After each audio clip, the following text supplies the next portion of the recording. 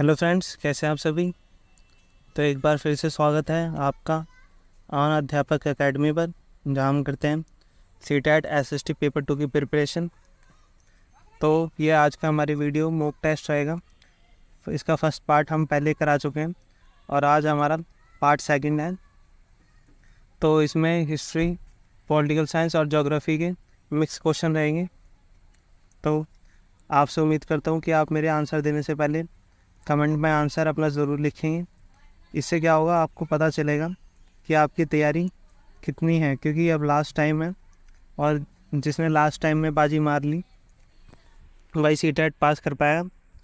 और एंड में अपना स्कोर भी लिखें कि आपका कितना स्कोर बना आउट ऑफ 30।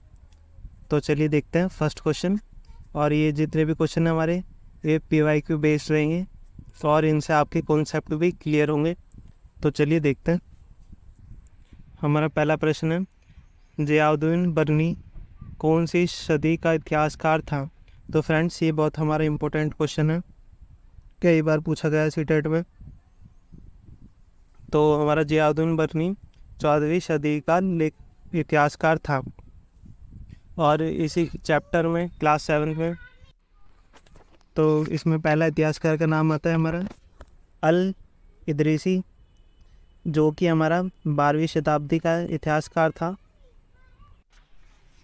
तो इसने 1154 में एक नक्शा बनाया था। वह इसके द्वारा बनाए गए दुनिया के सबसे बड़े मानचित्र का एक हिस्सा था और उसने इस मानचित्र में भारतीय उपमहाद्वीप को भी दर्शाया था।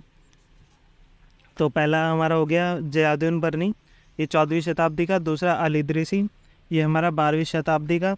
और एक और इतिहासकार है हमारा, वह है मिन्हाज ए सिराज। फ्रेंड्स, तो ये कौन सी शताब्दी का है। तो फ्रेंड्स, ये 13वीं शताब्दी का इतिहासकार है और ये फारसी इतिहासकार था। ठीक है, तो ये थे हमारे तीनों इम्पोर्टेंट इतिहासकार। अब हम देखते हैं नेक्स्ट क्वेश्चन नंबर 2। 700 से 1750 के बीच में क्या क्या परिवर्तन हुए। तो इसमें कुछ इम्पोर्टेंट परिवर्तन हुए थे हमारे, जब नए सामाजिक और राजनीतिक समूह बने थे 700 से 1750 के बीच। तो देखते हैं। तो इस काल में अलग अलग समय पर नई प्रौद्योगिकी के दर्शन होते हैं, जैसे सिंचाई में रेत, कताई में चरखे और युद्ध में आग्नेयास्त्रों मतलब बारूद वाले हथियारों का इस्तेमाल किया गया। और इस उपमहाद्वीप में नई तरह के खान पान भी आया, जैसे आलू, मक्का, मिर्च, चाय, कॉफ़ी। तो और ये तमाम परिवर्तन नई प्रौद्योगिकियाँ और फसलें उन लोगों के साथ आए जो नए विचार भी लेकर आए साथ में। तो हमने जाना कि इसमें सिंचाई में रेत का उपयोग बढ़ गया था 700 से 1750, और कताई में चरखे का उपयोग हुआ था, और युद्ध में अग्निशास्त्रों का, और नए लोगों के साथ साथ आलू, मक्का, चाय, कॉफ़ी खाने वाले प्रयोग, कॉफ़ी का प्रयोग, ये सब नए आए थे। तो ये सब परिवर्तन हुए। तो इसका आंसर है ऑप्शन नंबर ए, ऊपर दिए गए सभी। आगे देखते हैं। अब है हमारा उलेमा से आप क्या समझते हैं। तो फ्रेंड्स, जब इस्लाम धर्म मुसलमान भारत में आए तो उन्होंने अपने साथ साथ कुछ चीज़ें भी करी इतिहास भारत में, जो कि उनके पादरी वगैरह थे या फिर उनका कानून या इस्लामी न्याय था। तो देखते हैं, जब भारत में कुरान शरीफ का संदेश 7वीं सदी में व्यापारियों के ज़रिए आया था, तो उलेमा किसे कहते थे। तो उलेमा इस्लाम के विद्वान व धर्मशास्त्री व न्यायशास्त्री होते थे और यही इस्लाम के अधिकतर कानूनों की व्याख्या करते थे। तो देखते हैं ऑप्शन नंबर फर्स्ट, पैगंबर साहब के सिद्धांत। सेकंड, इस्लाम के विद्वान, धर्मशास्त्री व न्यायशास्त्री। तो हमारा आंसर है ऑप्शन नंबर सेकंड। आगे बढ़ते हैं। आई होप आप साथ के साथ कमेंट करते जा रहे होंगे अपना आंसर। मेरे आंसर बताने से पहले क्वेश्चन पढ़िए आप जल्दी से, और अपना आंसर कमेंट में लिखिए। आगे देखते हैं ऑप्शन क्वेश्चन नंबर 4। हनफी और शफी से आप क्या समझते हैं? फर्स्ट, पैगंबर साहब के सिद्धांत। दूसरा, इस्लाम विद्वान न्याय शास्त्री। ये इन्हें तो अभी पढ़ा था हमने कि उलेमा कहते थे इन्हें। इस्लामी न्याय सिद्धांत। तो फ्रेंड्स, ये हनफी और शफी हमारे 2 इस्लामी न्याय सिद्धांत थे। तो आंसर नंबर 3। आगे बढ़ते हैं। एलोरा की गुफा 15 जिसमें विष्णु को नरसिंह के रूप में दर्शाया गया है, ये किस काल की कृति है?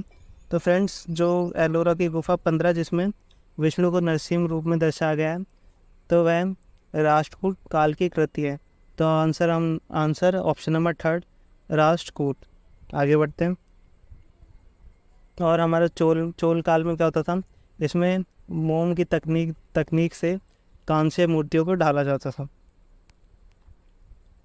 अब मिलान करें।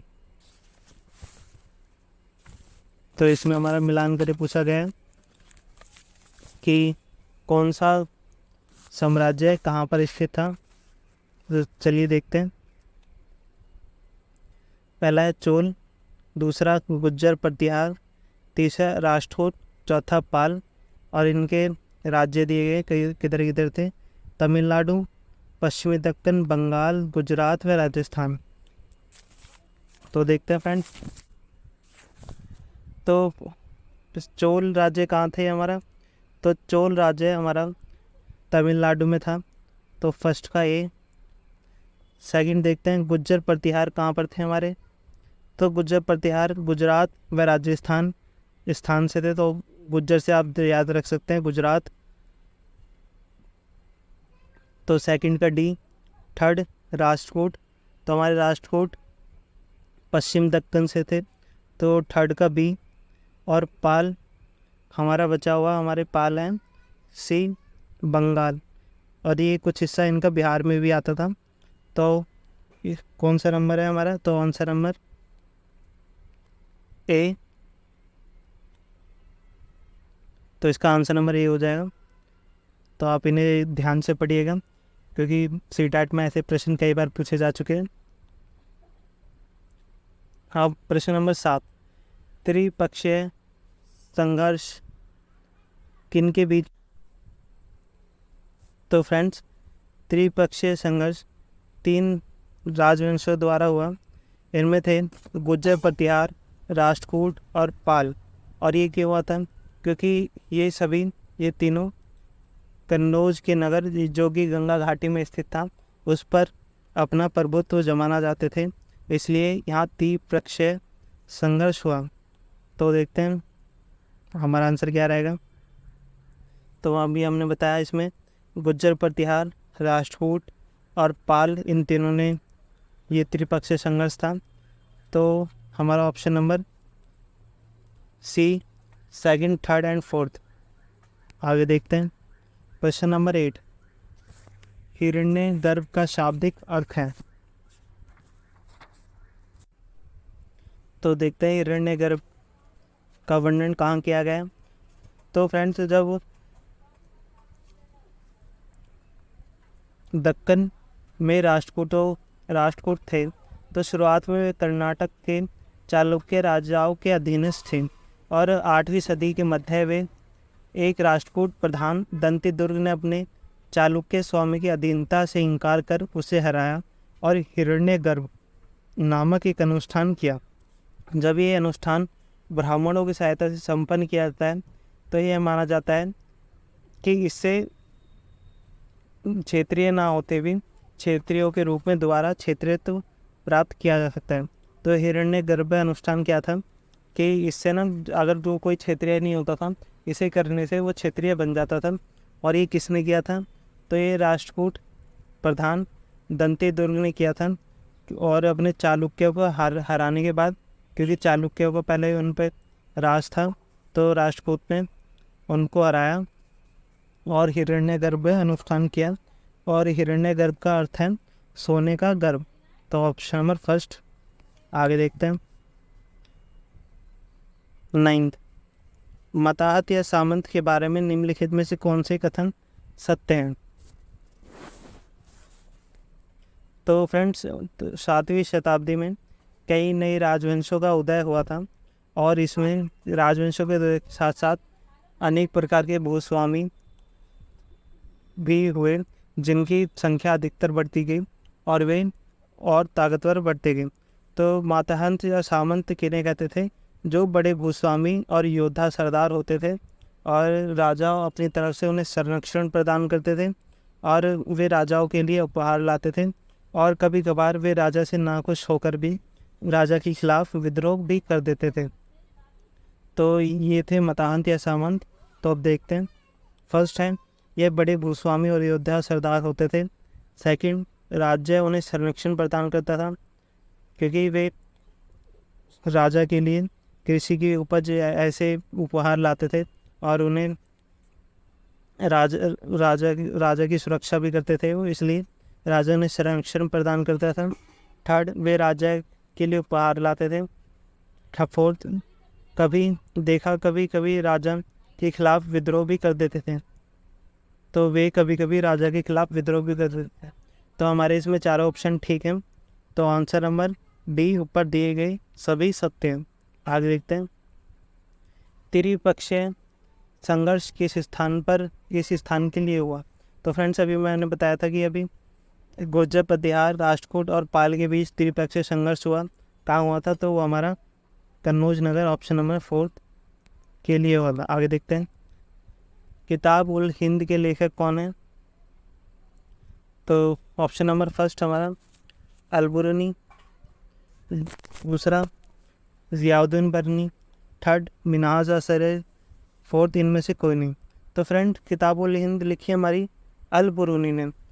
तो अलबुरनी कब आया था? तो जब सुल्तान मोहम्मद भारत से गया था तो मोहम्मद ने भारत का लेखा जोखा करने के लिए अलबुरनी को नियुक्त किया। तो इसने अपनी किताब लिखी, किताब उल हिंद, जो कि अरबी भाषा में थी। तो चलिए देखते हैं आगे। और से आप क्या समझते हैं? फर्स्ट, किसानों की बस्ती, दूसरा गांवों का मुखिया, तीसरा राजा, फोर्थ इनमें से कोई नहीं। तो फ्रेंड्स, जब चोलकालीन साम्राज्य था तो उनमें उर नाम का शब्द पाया गया जो कि हमारे किसानों की बस्ती कहलाती थी। तो उर क्या होते थे? जहाँ पर किसान रहते थे। और एक वर्ड है हमारा नाडू। तो नाडू कौन होते थे हमारे? मान लिया ये हमारा पूर है, जो कि हमारा एक गांव है जहाँ पर ये उर रहते थे, और इन सभी को मिलाकर एक गांव बनता था जिसे नाडू कहते थे। और नाडू इस सभी गांव के एक तरह का मुखिया होता था जो न्याय करता था और कर वसूलने का काम करता था। आगे बढ़ते हैं।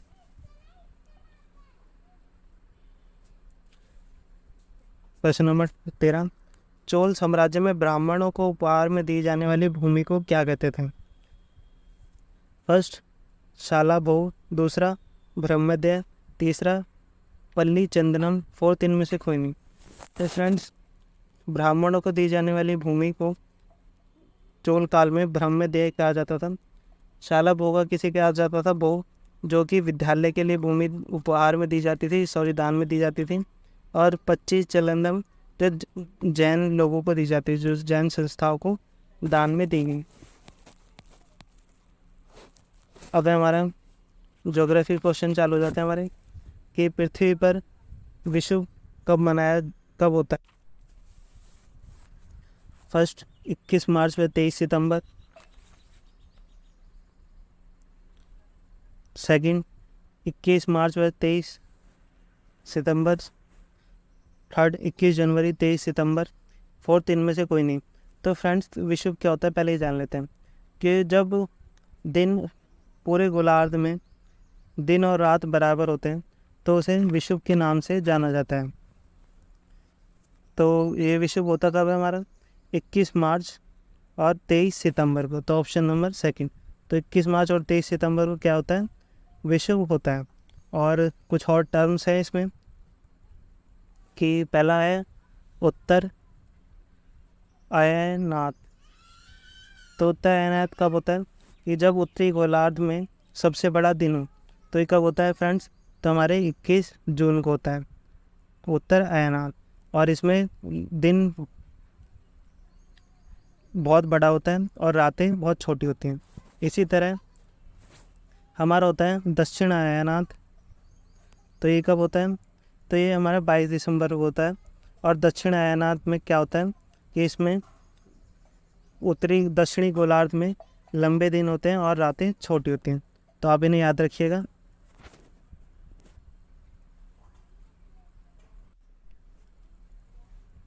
आगे बढ़ते हैं।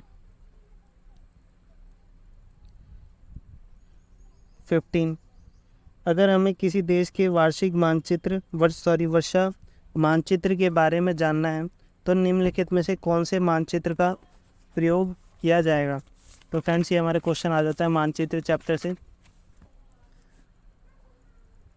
तो फ्रेंड्स मानचित्रों को 3 प्रकारों में बांटा गया है। फर्स्ट भौतिक, या फिर इसे उच्चावाच मानचित्र भी कह देते हैं। सेकंड हमारा राजनीतिक। थर्ड हमारा होता है थीमेटिक। तो भौतिक या उच्चावाच में क्या होता है कि इसमें पृथ्वी की प्राकृतिक आकृतियाँ जैसे पर्वत, पठार, मैदान, नदी, महासागरों को दर्शाते हैं। राजनीतिक में क्या होता है कि इसमें विश्व देशों की और गाँवों और राज्यों की सीमाएं होती हैं। और थीमेटिक मानचित्र हमारे वो होते हैं जिसमें कुछ विशेष जानकारी होती है, जैसे किसी राज्य में सड़क मानचित्र, या फिर किसी राज्य में वर्षा दिखाने वाला मानचित्र, या फिर वन, या फिर उद्योग। तो इसका आंसर है हमारा ऑप्शन नंबर 3, थीमेटिक मानचित्र।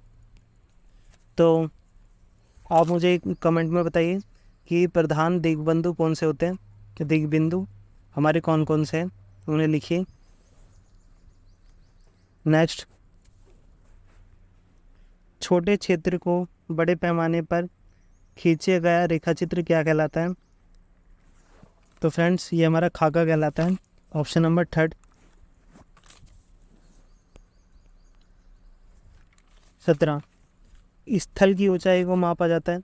तो फ्रेंड्स स्थल की ऊंचाई को हमारे समुद्र तल से मापा जाता है, ऑप्शन नंबर 1। आगे देखते हैं। सबसे बड़ा महाद्वीप निम्नलिखित में से कौन सा है, ये तो आप सभी को पता हो। तो हमारा सबसे बड़ा महाद्वीप कौन सा है, हमारा एशिया महाद्वीप है, जो कि पृथ्वी का 1/3 भाग है। और ये पूरे के पूरा पूर्वी गोलार्ध में स्थित है। कहाँ पर, ये भी पूछ लेता है कि यूरोप, एशिया, अमेरिका, ये इनमें से कौन से गोलार्ध में स्थित है। तो एशिया हमारा पूर्वी गोलार्ध में स्थित है। और एशिया और यूरोप को कौन अलग करता है, तो ये यूराल पर्वत इन दोनों को अलग करता है। और यूरोप और एशिया को मिलाकर दोनों क्या कहा जाता है, तो इनको यूरेशिया कहा जाता है। ठीक है फ्रेंड्स, आगे बढ़ते हैं। 19, कौन सा पर्वत जो एशिया को यूरोप से अलग करता है, मैंने अभी बताया था, आंसर है हमारा यूराल पर्वत। अब कौन सा महाद्वीप है जिसमें कर्क, मकर, विषुवत या तीनों रेखाएं गुजरती हैं। तो फ्रेंड्स केवल एक महाद्वीप है जिसमें तीनों की तीनों रेखाएं गुजरती हैं। तो इसका आंसर है हमारा ऑप्शन नंबर 2, अफ्रीका। ये हमारा दूसरा बड़ा महाद्वीप है। और विषुवत व्रत जो कि 0 डिग्री होता है, इसके मध्य से गुजरता है। और सहारा रेगिस्तान सबसे गर्म है इसमें। और विश्व की सबसे लंबी नदी नील इसी से गुजरती है। और यूरोप में क्या है हमारा, तो यूरोप में देखते हैं, ये एशिया से बहुत छोटा होता है। और एशिया के पश्चिम में है यूरोप। और अटलांटिक व्रत इससे होकर गुजरता है। और तीनों तरफ से ये जल से घिरा है। कौन, हमारा यूरोप। अब देखते हैं आगे, नील नदी कौन से महाद्वीप से बहती है। तो हमने अभी बताया था, ऑप्शन नंबर 2, अफ्रीका। अब नेक्स्ट, एंडीज पर्वत श्रृंखला कौन से महाद्वीप में है? तो बताइए फ्रेंड्स, एंडीज पर्वत श्रृंखला कौन से महाद्वीप में है? तो ये फ्रेंड्स हमारे दक्षिण अमेरिका में है। तो दक्षिण अमेरिका में जानते हैं, तो ये दक्षिणी गोलार्ध में स्थित है हमारा।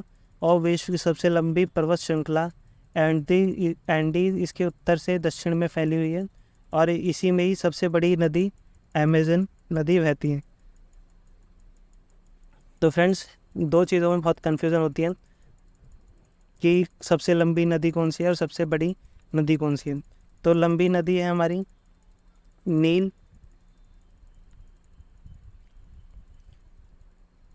तो लंबी नदी है हमारी नील, जो कि हमारी अफ्रीका में है।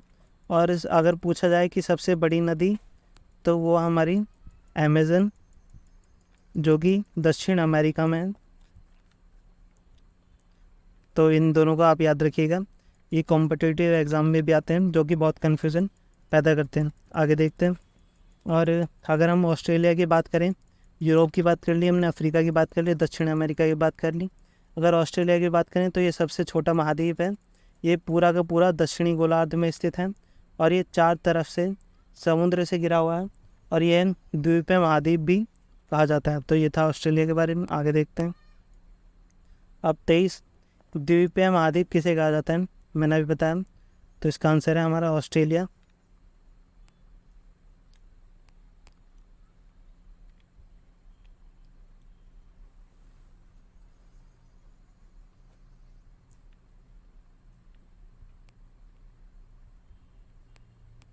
अब नेक्स्ट 24, भारत का शोध संस्थान मैत्री कहाँ पर स्थित है?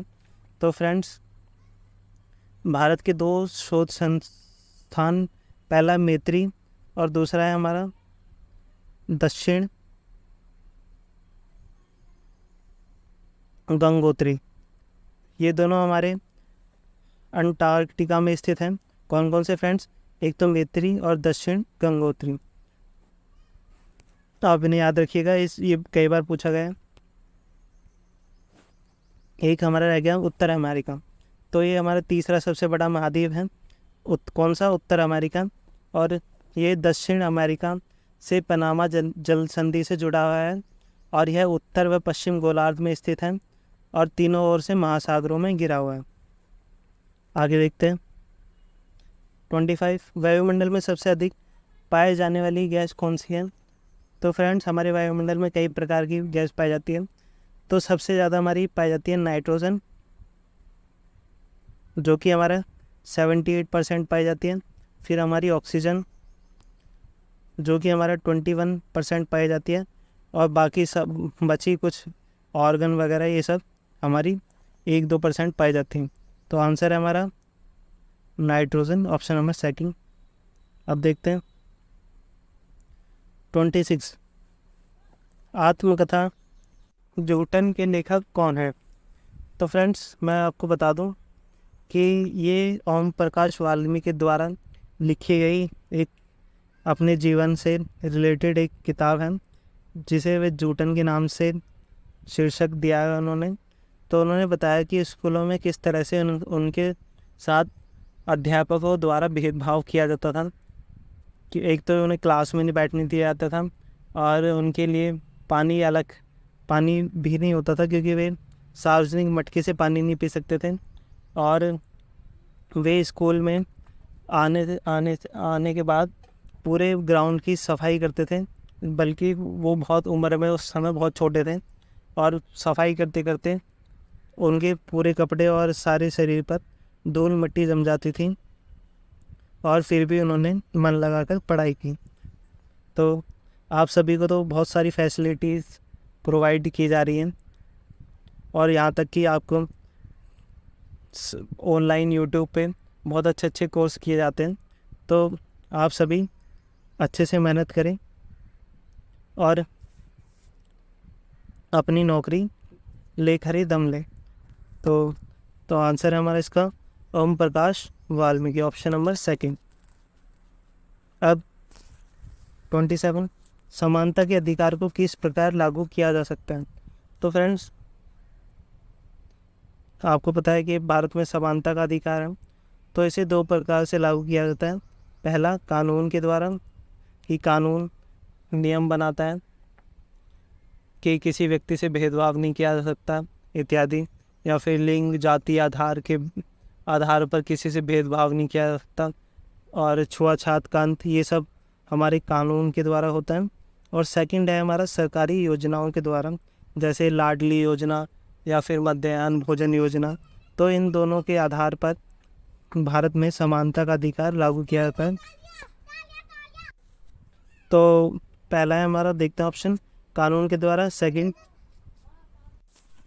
तो थर्ड है उपयुक्त दोनों। तो मैंने आप जैसे कि बताया कि समानता को दो प्रकार से लागू किया जाता है, पहला कानून के द्वारा और दूसरा सरकारी योजनाओं व कार्यक्रमों द्वारा। तो आंसर है हमारा ऑप्शन नंबर थर्ड, उपयुक्त दोनों। अब 28, सबसे पहले मध्याह्न भोजन की शुरुआत कहाँ पर हुई? तो फ्रेंड्स, मैं आपसे होप करता हूँ कि आपको इसका आंसर पता होगा, तो कमेंट में ज़रूर लिखें। तो मध्याह्न भोजन की शुरुआत सबसे पहले तमिलनाडु में की गई, और इस कार्य के अंतर्गत सभी सरकारी प्राथमिक स्कूलों के बच्चों को दोपहर का भोजन स्कूल द्वारा दिया जाएगा। और ये योजना भारत में सर्वप्रथम तमिलनाडु राज्य में प्रारंभ की गई, और 2001 में उच्चतम न्यायालय ने सभी राज्य सरकार को इसे अपने स्कूलों में 6 माह के अंदर आरंभ करने का निर्देश दिया। आगे बढ़ते हैं। 29, नागरिक अधिकार आंदोलन की शुरुआत कहाँ पर हुई? फर्स्ट हमारा Bharat, second Africa, third America, fourth Europe. तो फ्रेंड्स, नागरिक अधिकार आंदोलन 1950 में अमेरिका में हुआ था, जो कि अमेरिकन लोगों ने नस्लगत भेदभाव को समाप्त करने और समान अधिकारों की मांग के आधार पर किया था। तो आंसर नंबर हमारा थर्ड, अमेरिका। आगे बढ़ते हैं। आज का हमारा लास्ट क्वेश्चन, कोस्टारिका में सेना नहीं है, किस कारण? तो फ्रेंड्स, कोस्टारिका के लोग मानते हैं कि जितना हम सेना पर खर्च करेंगे, उतना अगर हम जन स्वास्थ्य के जितना हम सेना पर अपना व्यय करेंगे, उससे अच्छा है कि हम लोगों के स्वास्थ्य और जल सुविधाएं या फिर विद्यालय, इन सब पर खर्च करेंगे। तो इस कारण कोस्टारिका में सेना नहीं है। तो देखते हैं। फर्स्ट, पर्याप्त धन नहीं है। सेकंड, पर्याप्त मानव संसाधन नहीं है। थर्ड, वे धन को शिक्षा, स्वास्थ्य व आधारभूत ज़रूरत पर खर्च करने में अधिक विश्वास रखते थे। फोर्थ, इनमें से कोई नहीं। तो आंसर नंबर है हमारा ऑप्शन नंबर थर्ड, वे धन व शिक्षा, स्वास्थ्य, आधारभूत ज़रूरत पर खर्च करने पर अधिक विश्वास रखते थे। तो आई होप फ्रेंड्स आपको हमारी वीडियो अच्छी लगी होगी, और आप क्वालिटी आप ही देख सकते हैं कि इस अधिकतर PYQ है इस वीडियोस में। तो हमारी वीडियोस को लाइक करें और शेयर ज़रूर करें। तो धन्यवाद, ऐसे ही बने रहें हमारे वीडियो के साथ।